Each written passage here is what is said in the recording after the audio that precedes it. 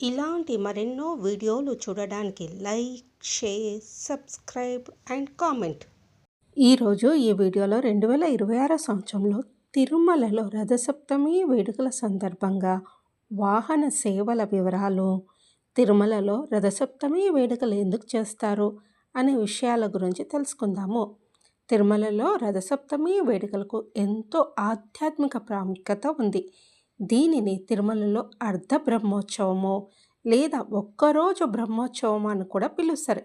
ఈ వేడుకలు నిర్వహించడం వెనుక ఉన్న కారణాల గురించి తెలుసుకుందాము.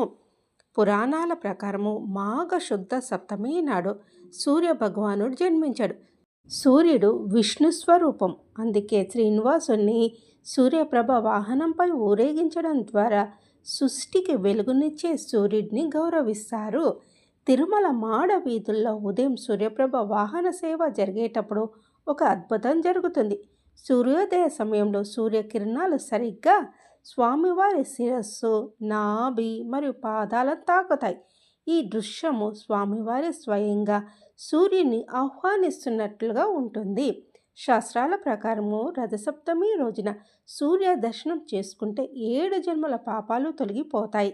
తిరుమలలో మలయప్ప స్వామిని వివిధ వాహనాలపై దర్శించుకోవడం వల్ల భక్తులకు ఆరోగ్యము, ఐశ్వర్యము మరియు మోక్షం సిద్ధిస్తాయని నమ్మకము. సూర్యుడు తన గమనాన్ని మార్చుకొని రథాన్ని ఉత్తర దిశగా మరలించే సమయం ఇది. ఈ మార్పు ప్రకృతిలో కొత్త ఉత్తేజాన్ని ఇస్తుంది. ఈ శుభ సమయంలో భగవంతుని ఆరాధించడం వల్ల సకల శుభాలు కలుగుతాయని టీటీడీ ఈ వేడుకలను వైభవంగా నిర్వహిస్తుంది. సాధారణంగా బ్రహ్మోత్సవాలు 9 రోజుల పాటు జరుగుతాయి.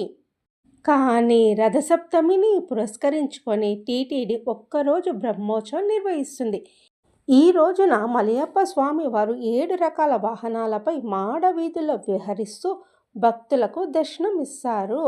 వాహన వివరాలు: ఉదయం 5:30 నుండి 8 గంటల వరకు సూర్యప్రభ వాహనము, 9 గంటల నుంచి 10 గంటల వరకు చిన్న శేష వాహనము, 11 గంటల నుంచి 12 గంటల వరకు గరుడ వాహనము, 1 గంట నుంచి 2 గంటల వరకు హనుమంత వాహనము, 2 గంటల నుంచి 3 గంటల వరకు చక్ర స్నానం శ్రీవారి పుష్కరిణిలో, 4 గంటల నుంచి 5 గంటల వరకు కల్పవృక్ష వాహనం, 6 గంటల నుంచి 7 గంటల వరకు సర్వభూపాల వాహనం, 8 గంటల నుంచి 9 గంటల వరకు చంద్రప్రభ వాహనము.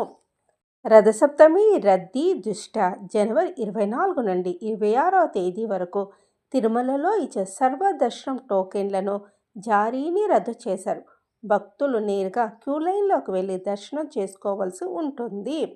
జనవరి 25న కళ్యాణోత్సవం, ఉజ్వల్ సేవ, అర్జిత బ్రహ్మోత్సవం వంటి అన్ని రకాల అర్జిత సేవలను టీటీడీ రద్దు చేసింది.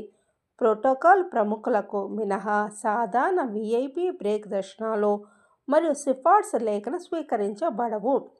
ఉదయం 6:45 సమయంలో సూర్యకిరణాలు సూర్యప్రభ వాహనంపై ఉన్న మలయప్ప స్వామి వారి పాదాలను తాకే అద్భుత దృశ్యాన్ని తిలకించడం ఈ పండుగ విశిష్టత.